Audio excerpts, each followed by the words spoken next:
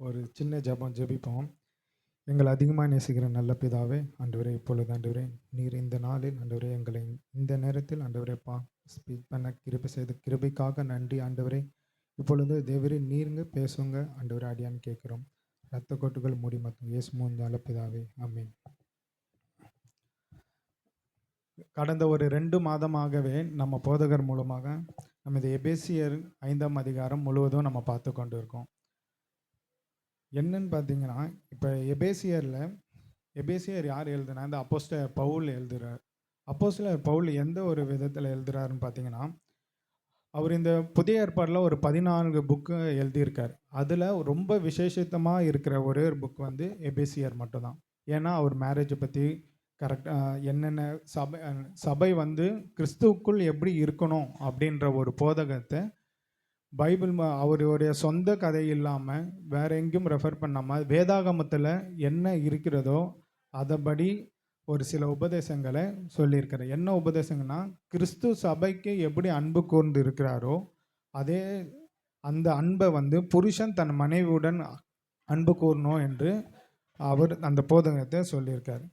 இப்போ போதகர் நம்ம சபை போதகர் வந்து இந்த 5ஆம் அதிகாரம் வாசிக்கும் போது எனக்கு இந்த டச்சிங்காக இருந்த ஒரே ஒரு 2 வசனங்கள் தான். 5ஆம் அதிகாரம் 26, 27. தாம் அதை திருவசனத்தை கொண்டு தண்ணீர் முழுகினாலும் சுத்திகரித்து பரிசுத்தமாக்குவதற்கும் கரைத்திரை முதலனைவைகளை ஒன்றும் இல்லாமல் பரிசுத்தமும் பிழையற்றதுமான மகிமையுள்ள சபையாக அதை தமக்கு முன்பு நிறுத்தி கொள்வதற்கு தம்மை தாமே அதற்காக ஒப்பு கொடுத்தார். இந்த 27ஆம் வசனத்தை நீங்கள் கவனித்து பார்க்கும்போது இது ஒரு கிறிஸ்து சபைக்கான ஒரு அன்பை எப்படி வெளிப்படுத்துகிறார் என்று புரிய முடியும். இப்போ கிறிஸ்து எப்பொழுதுமே வந்து மாறாதவர். கிறிஸ்து என்னன்னா எப்பவுமே பரிசுத்தமானவர். பரிசுத்தமாக இருக்கணும். இப்போ சபை வந்து அப்படிப்பட்ட பரிசுத்தத்தில் இல்லாத பொழுது கிறிஸ்து தம்முடைய அன்பை கொடுத்து தன்னுடைய ஜீவனை கொடுத்து அவருக்கு முன்பாக நீ என்ன மாதிரி இருக்கணும், நான் எப்படி பரிசுத்தமாக இருக்கணும் அதே மாதிரி நீயும் பரிசுத்தமாக இருக்கணும், நான் என் சமூகத்தில் உன்னை நிற்க வைக்கணும் அப்படின்ற ஒரு காரணத்துக்காக ஆண்டவர் தந்து தம்மையே ஒப்பு கொடுக்குறார். எப்படின்னு பார்த்தீங்கன்னா, ஆதியாகமத்தில் 2:18 சொல்கிறபடி அதை மனுஷன் தனிமையாக இருப்பது நல்லதல்ல, ஏற்ற துணையை உருவாக்கினார் என்று நம்ம வாசிக்கிறோம். அதில் பார்த்தீங்கன்னா, மனுஷனுக்கு வந்து தேவன் படைக்கும்போது எல்லா விதமான சலுகைகளும் எல்லா விதமான அதிகாரங்களும் கொடுத்தார். ஆனால் மனுஷன் என்ன பண்ணுறான் பார்த்தீங்கன்னா, போக போக அவனுடைய வாழ்க்கையில் வந்து பாவம் அதிகமாக இருந்தது. இப்போ சபை இங்கே கிறிஸ்து என்று சொன்னால் இயேசு கிறிஸ்துவை குறிக்குது. சபை என்றுனா நம்ம சபை மக்கள் இல்லை, நம்மளை குறிக்குது சபை. அப்போ சபை என்பது அந்த காலத்தில் வந்து பாவம் அதிகமானதால், ஒரு சபையில் ஒரு நீதி இல்லை, நேர்மை இல்லை, பாவம் அதிகமானதால் ஆண்டவர் வந்து தன்னுடைய மனசாபப்பட்டு அவர்களை வெறுக்காமல் தன்னுடைய அன்பை எப்படி வெளிப்படுத்துகிறாருன்னு பார்த்தீங்கன்னா, என் சபை மக்கள் வந்து நான் கொடுத்த இடத்தில் இல்லையே, ஸோ அவர்களை நான் என் ஸ்தானத்தில் நிறுத்ததுக்காக தன்னுடைய ஜீவனையே கொடுத்து தன்னுடைய சொந்த குமாரனே கொடுத்து ஜீவனை கொடுத்து நம்மளை ஸ்தானத்தில் நிறுத்தி வச்சிருக்கார். அவருடைய ஸ்தானத்தில் நம்ம நிற்கிறதுக்காக அவர் கொடுத்த அன்பு என்னன்னா, தன்னுடைய பரிசுத்தமான குமாரன் தேவகுமாரனை தனக்கு பலியாய் கொடுத்து நம்மளுடைய அந்த ஸ்தானத்தில் வைத்திருக்கார். ஸோ இந்த அன்பை பார்த்தீங்கன்னா, நம்ம போதகர் பேசும்பொழுது இந்த 2 மாதமாக 3 அன்பை பற்றி பேசியிருந்தார். அதை இப்போது ஷாலினியும் சொல்லியிருந்தாங்க அந்த 3 அன்பை பற்றி. அதை ஈரோஸ் அண்டு பீலியா அண்டு அகாப்பே, இந்த 3 அன்பையும் பற்றி உங்களுக்கும் தெரியும். லாஸ்ட்டில் இந்த ஆண்டவர் நம்மளுக்கு கொடுத்த அன்பு என்னன்னு பார்த்தீங்கன்னா அகாப்பே அன்பு. இந்த அகாப்பே அன்புனா எப்படி நம்ம வந்து நம்ம இப்போ ஒய்ஃபுக்கிட்டேயோ நம்ம புருஷன்கிட்டேயோ நம்ம கணவர்கிட்டயோ மனைவிக்கிட்டேயோ எப்படி வெளிப்படுத்துறது, எப்படி இதை கை கொள்ளணும் என்று ஒரு சின்ன ஒரு 3 காரியங்கள் மட்டும் நான் இங்கே ஷேர் பண்ணலான்னு விரும்புகிறேன்.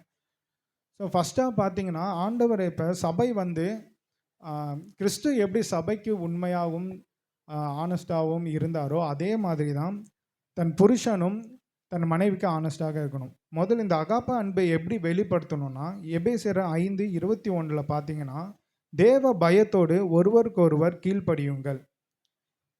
தேவ பயத்தோடு ஒருவருக்கொருவர் கீழ்ப்படியுங்கள். இதுதான் முதல் பாயிண்ட். என்னன்னா, இங்கே மேரேஜ் லைஃப்பில் நம்ம மேரேஜுக்கு முன்பு அப்பா அம்மாவுக்கு கீழ்ப்படிவோம், கீழ்ப்படியாமல் கூட போக காரியம் இருக்கும். ஆனால் மிக இம்பார்ட்டண்டான விஷயம் என்னென்னா, ஆஃப்டர் மேரேஜுக்கு அப்புறம் அவங்க ஹஸ்பண்டுக்காகவும் ஒய்ஃபுக்காகவும் நம்ம கீழ்ப்படிந்து தான் இருக்கணும். தேவ பயத்தோடு இருக்கணும். இந்த கீழ்ப்படிதல் இருந்து தான் இந்த கீழ்ப்படிதல் வந்து இந்த ஒபே பண்ணுற ஒருடைய ஒபே பண்ணுற இந்த திங்கிங் வந்து நம்ம மைண்டுக்குள்ளே நம்ம இருதயத்தில் இருந்துட்டாவே நம்ம குடும்பத்தில் பாதி பிரச்சனை வராது, பாதி சமாதானம் கேடான எந்த விஷயமே ஆகாது. மெயினான விஷயம் வந்து எதுக்கு நம்ம சண்டை அதிகமாக வருதுன்னா நம்ம ஒபே பண்ணாததால தான். ஸோ ஒருவருக்கு ஒருவர் வந்து கீழ்ப்படிந்து தேவ பயத்தோடு கீழ்ப்படிந்து, தேவ பயம்னா என்ன அப்படின்னா தேவ வசனங்கள் தான் தேவ பயம். தேவ வசனம் என்ன சொல்கிறது நீங்களே பார்த்தீங்க, அதுக்கு இந்த வசனங்களை பார்த்தா தெரியும்.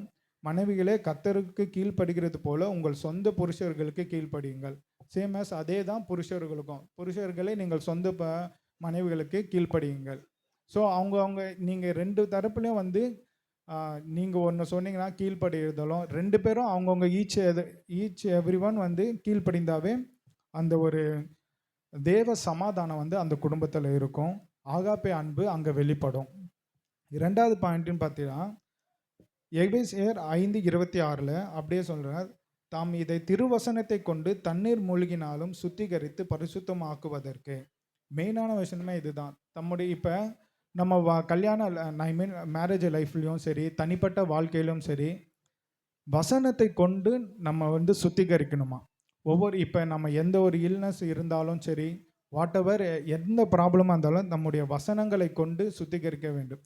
அவருடைய தேவ வசனம் நமக்குள்ளே போக போக அது ஆட்டோமேட்டிக்காகவே வந்து நம்மளை வந்து மாற்றும். ஒரு குடும்பத்தில் வந்து ஒரு இந்த ஒரு விஷயம் முதல் ஃபஸ்ட்டு வந்து கணவன் மனைவிக்குள்ளே என்ன இருக்கணும்னா, என்கிட்ட இந்த குறை இருக்குன்னு சொல்லி ஃபஸ்ட்டு ஒத்துக்கணும். ஸோ அந்த குறைய இருக்கும் பொழுது அதை கர்த்தர்கிட்ட முழு மனதோடு இருதயத்தில் வைத்து, ஆண்டவரே எனக்கு இந்த குறை இருக்குது, ஸோ இதிலிருந்து எனக்கு வந்து விடுதலை தாருங்க, இதிலிருந்து என்னை சுத்திகரிங்க என்று ஒரு ஒரு ஒரு வார்த்தை நம்ம இருதயத்துக்குள்ளே சொல்லி கொண்டானா அங்கே ஒரு தேவ சமாதானம் உண்டாகும். அங்கே வந்து ஆகாப்பே அன்பு உருவாகும். நீங்கள் எந்த ஒரு ப்ராப்ளமாக இருந்தாலும் சரி, வாட் எவர் எதனா ஒரு உடம்பு சரியில்லையோ இல்லை எதனா பயத்தின் ஆவி எதுவாக இருந்தாலும் தேவ வசனத்தை வந்து நம்ம உட்கொள்ளணும். தேவ வசனத்தை சொல்ல சொல்ல வந்து ஆட்டோமேட்டிக்காகவே வந்து உங்கள் இருதயத்துக்குள்ளே வந்து ஒரு தேவ சமாதானம் உண்டாகும். ஃபார் எக்ஸாம்பிள் எதனா உடம்பு சரியில்லைன்னா, ஆண்டவர் உனக்கு விரோதமாக உருவாக்கப்படும் எந்த ஆயுதமும் வாய்க்காமல் போகும் என்று சொன்னீங்களே அப்படின்ற ஒரு வார்த்தை சொன்னாவே போதும், நமக்குள்ளே ஆட்டோமேட்டிக்காகவே வந்து டேப்லெட் போடணுமா, மற்றவங்க ஹாஸ்பிட்டல் போடணும்லாம் அவசியம்லாம் இல்லை. ஆட்டோமேட்டிக்காக ஒரு சமாதானம் உண்டாகி ஒரு பலன் உண்டாகும். அதுதான் இரண்டாவது. அதான் இரண்டாவது என்ன சொல்கிறேன்னா, வசனத்தை கொண்டு சுத்திகரிக்கும் பொழுது தேவ அன்பு வெளிப்படும். தேவ அன்பு என்னன்னா ஆகாப்பே அன்பு வெளிப்படும். மூணாவதாக ஆவியில் நிறைந்து, இதுதான் மெயினான விஷயம். நீங்கள் பார்த்தீங்கன்னா 5:18 பார்த்தீங்கன்னா, துன்மார்க்கத்துக்கு ஏதுவான மதுபானமும் வெறி கொள்ளாமலும் ஆவியினால் நிறைந்து. ஸோ ஆவியினால் நிறைந்து என்னன்னா, இங்கே பார்த்தீங்கன்னா ஒரு மனுஷன் பரிசுத்த ஆவினால் நிறைந்து வாழ்வதற்கும் பரிசுத்த அபிஷேகம் பெற்றுக்கொள்வதற்கும் த லாட் ஆஃப் டிஃப்ரெண்ட், இதில் நிறைய டிஃப்ரெண்ட் இருக்குது. இப்போ என்னன்னு பார்த்தீங்கன்னா, அபிஷேகம் என்ன? அபிஷேகம் என்பது, ஆனால் எல்லாரும் இப்போ என்ன நினச்சிக்கிறாங்க, அபிஷேகமும் சரி பரிசுத்தமாக நிறைந்து வாழ்வது ஒன்றுன்னு நினச்சிக்கிறாங்க. ஆனால் இங்கே அப்படி இல்லை. அபிஷேகம்னா என்பது கடவுள் நம்மளுக்கு கொடுத்த ஒரு கிஃப்ட்டு. நீங்கள் அந்த அபிஷேகத்தோடு நீங்கள் இப்போ ஒருத்தருக்கு ஒரு வீட்டில் போய் ப்ரேயர் பண்ணாலும் சரி, உங்கள் வீட்டில் ப்ரேயர் பண்ணாலும் சரி, அற்புதம் நடக்கும். ஏன்னா அது கடவுள் உங்களுக்குன்னு கொடுத்த கிஃப்ட்டு. ஸோ இப்போ அதை கடவுள் இது மூலிமா கடவுள் மகிமைப்படுவாரா? எனக்கு தெரிஞ்சு மகிமைப்பட மாட்டார். போதகரும் அப்படி தான் சொல்லியிருக்காங்க. ஏன் மகிமைப்பட மாட்டாங்கன்னா, இது அற்புதம் நடக்கும். என்ன நினைப்பாருன்னா, இது வந்து நான் உனக்கு கொடுத்த கிஃப்ட் ஆச்சு, இதனால அது ஆல்ரெடி அவருக்கு தெரியும். நான் கொடுத்த கிஃப்டால தானே உனக்கு இந்த அற்புதம் நடந்திருக்கு. ஸோ அதனால் இது அபிஷேகத்தாலும் அவர் கொடுத்த கிஃப்ட். ஆனால் ஒரு மனுஷன் பரிசுத்த ஆவினால் நிறைந்து வாழ்வதுன்னா எப்படின்னா, எப்படி ஒரு மனுஷன் பரிசுத்த ஆவினால் நிறைந்து வாழ முடியும்? அதுதான் வந்து எப்படி அது வந்து கடவுளுக்கு பெரிதான காரியமாக இருக்கும் பார்த்தீங்கன்னா, நல்ல கனிகளை கொடுக்கணும். கனிகளை கொடுக்கும்போது தான். ஏன்னா வேதம் சொல்கிறது, நீங்கள் மிகுந்த கனிகளை கொடுக்கிறதினால் பிதாவினால் மகிமை பிதாவி ஆவியானவரை மகிமைப்படுத்திருங்க என்று சொல்லணும். ஸோ நீங்கள் ஆவியினால் இருக்கலாம். இப்போ ஃபார் எக்ஸாம்பிள் ஒரு ஆவியில் நீங்கள் ப்ரேயர் பண்ணிகிட்டே இருக்கீங்கன்னு வச்சுக்கலாம். ஒரு 4 ஹவர் இப்போ ப்ரேயர் பண்ணி ஒரு விடுதலை நடக்குது. ஆஃப்டர் ஒரு 3 டேஸ்க்கு அப்புறம் என்ன பண்ணுவீங்கன்னா, திருப்பி அதே பாவம் வந்து மேற்கொள்ள நம்மளால் ட்ரை பண்ணும். ஸோ சில பேர் என்ன பலவீனமாக இருந்தால் அந்த பாவத்தில் விழுந்துருவாங்க.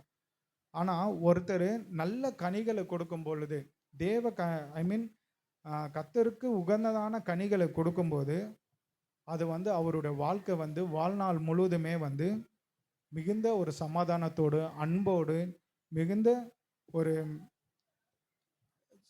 மிகுந்த ஒரு சந்தோஷத்தோடு இருக்கும்.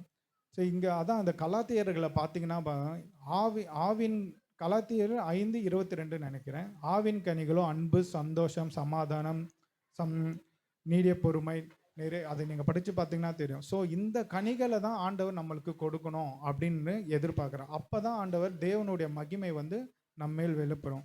இந்த நாளில் கூட இந்த வார்த்தைகள், ஆண்டவரே நான் உமக்கு கனி கொடுக்கணும் என்ற ஒரு வார்த்தையை வந்து உங்கள் இருதயத்துக்குள்ளே நீங்கள் சொல்லி கொண்டீங்கன்னா தேவன் கண்டிப்பாக வந்து உங்கள் மூலியமாக மகிமைப்படுவார்.